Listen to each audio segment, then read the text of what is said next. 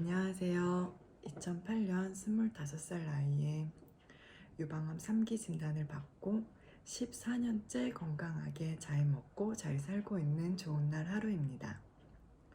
오늘은 두 번째 유방암 이야기, 내가 암에 걸리자마자 한 일에 대한 이야기입니다. 첫 번째 편에서 암을 발견하고 힘들게 대학병원 예약까지 했었죠. 2008년 9월 29일 월요일, 오늘은 드디어 대학병원 의뢰를 가는 날입니다. 서류들을 미리 접수를 하고 진료실에 들어갑니다. 그리고는 진료실에 있는 초음파로 교수님께서 직접 확인을 하십니다.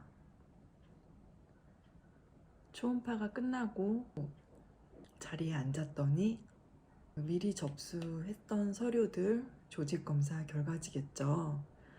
그 서류들을 확인을 하시고 유방암이 맞다고 하십니다. 그리고 여러 가지 검사 오더를 해요.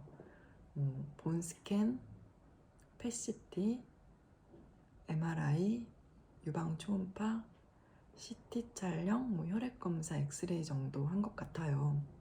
지금은 익숙한 용어지만 처음엔 정말 생소하고 어려운 단어들이죠. 그리고 진료실을 나옵니다. 진료실 의자에서 일어나서 걸어 나오는데 교수님이 다른 의사 선생님에게 하는 말이 들리는 거예요. 그 말이 아직도 기억이 나요. 그 말이 뭐냐면 참 안 됐어. 꼭 저렇게 예쁜 아이에게 이런 일이 생기더라. 예쁘죠? 얼굴이 예쁜 게 아니라 참 예쁜 나이라는 거겠죠. 그 소리를 들으면서 진료실을 나와 그 다음 검사나 외래 일정에 대한 안내를 듣기 위해 잠시 대기를 해요.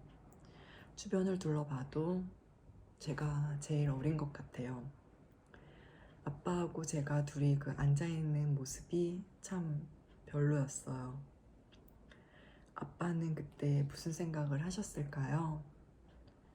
그때 아빠는 하시던 일을 잠시 그만두시고 저의 치료가 모두 끝날 때까지 매번 저를 데리고 다니셨습니다.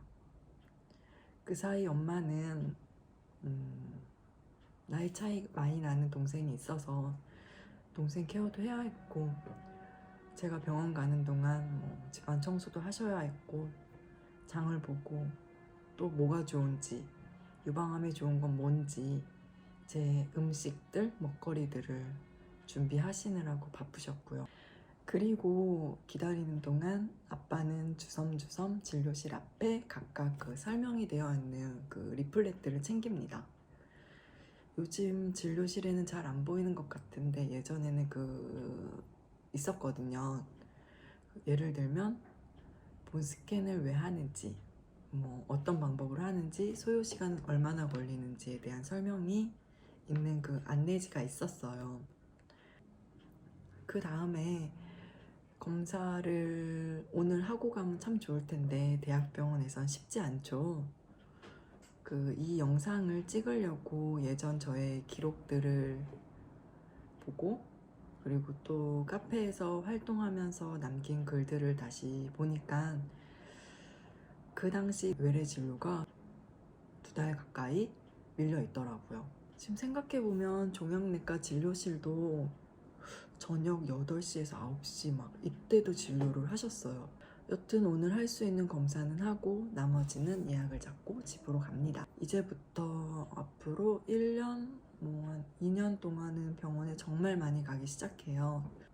유방외과, 종양내과, 방사선 종양학과는 기본으로 가고요. 젊은 한우들 경우에는 또 타목스펜을 먹는 분들은 산부인과, 피부과 돌아가면서 다니기 시작합니다. 이제 저는 벌써 지쳐갑니다.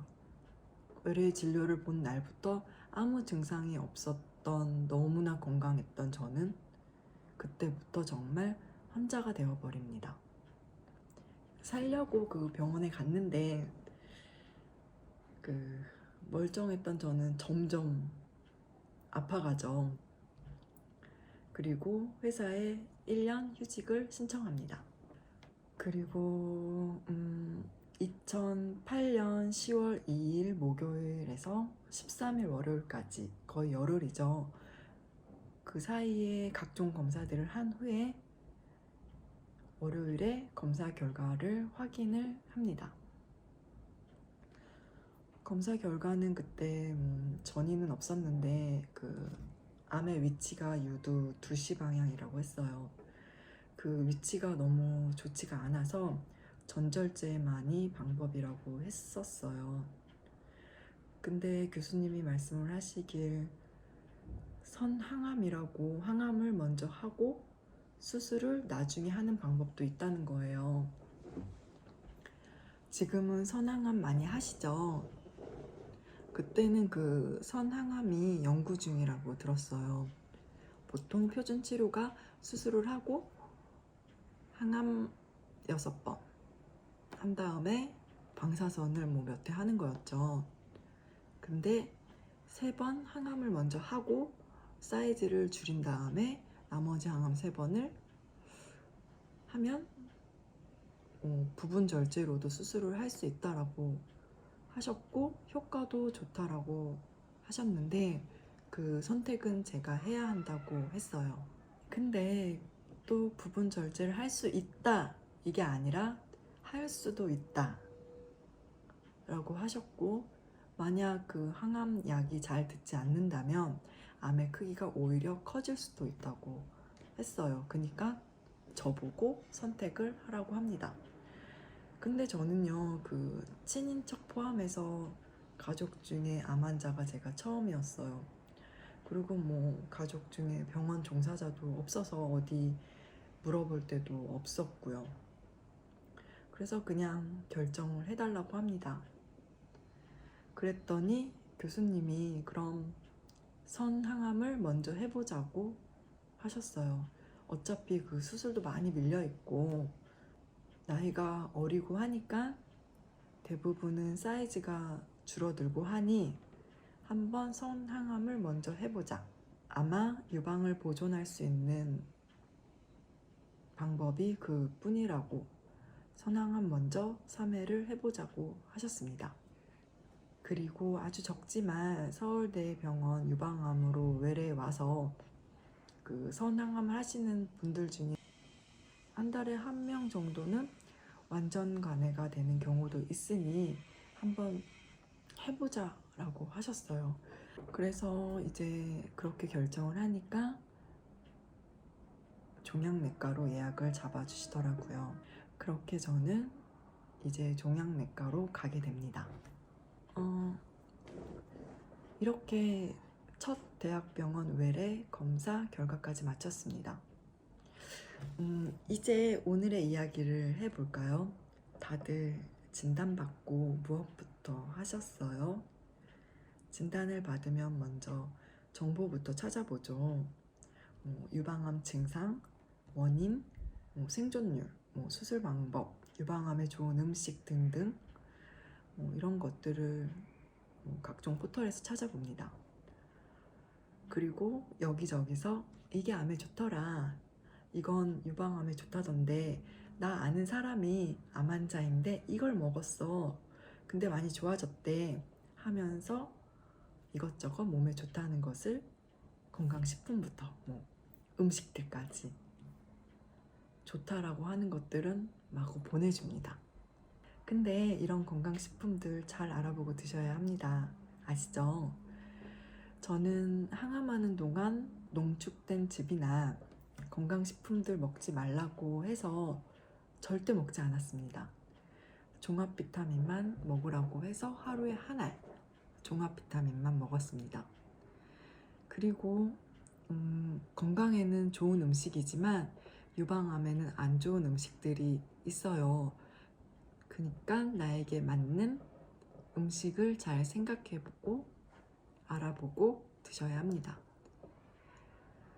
그리고 암에 걸리면 과일, 야채 이런 거 많이 먹죠. 사과나 토마토, 브로콜리, 양배추, 파프리카 이런 것들 가장 먼저 구입해서 아마 먹을 거예요. 저도 그랬고요.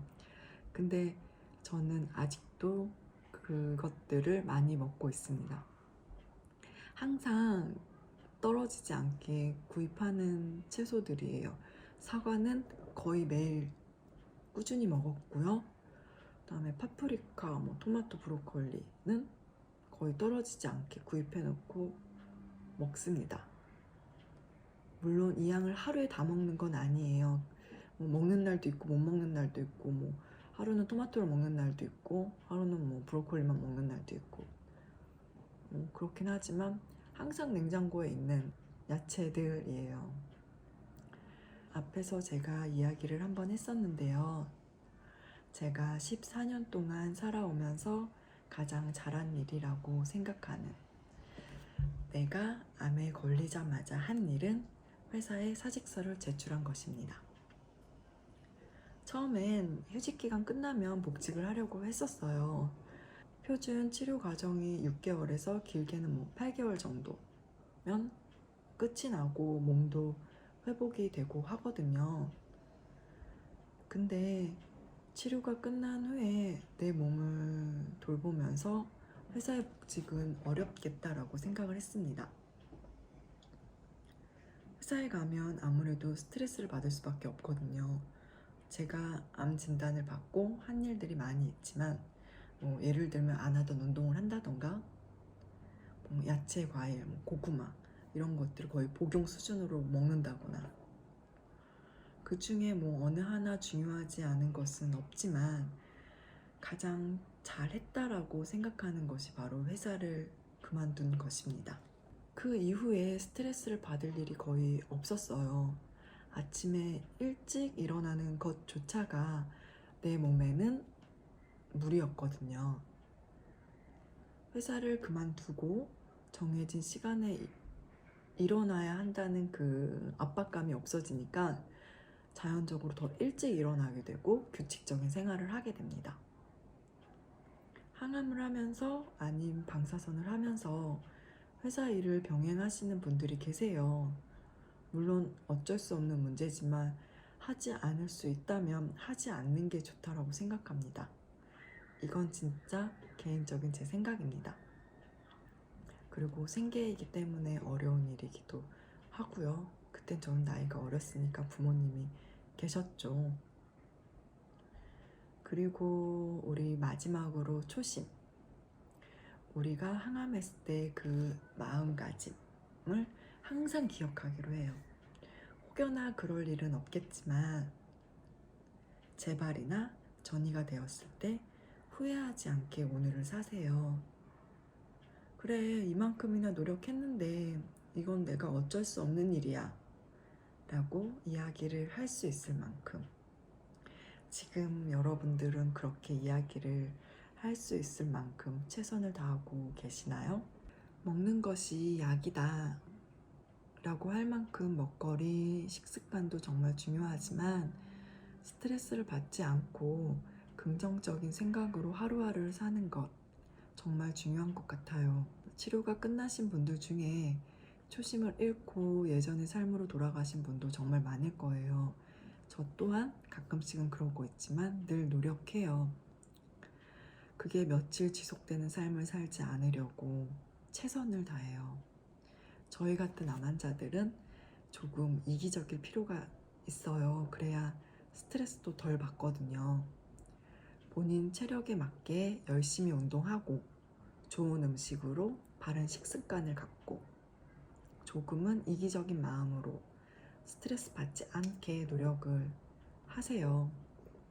정말 보면 부정적인 마음, 삐뚤어진 마음들이 우리 몸에 좋을 것이 하나도 없어요. 그런 사람들의 예후가 좋지 않음을 시간이 지나면 알게 돼요.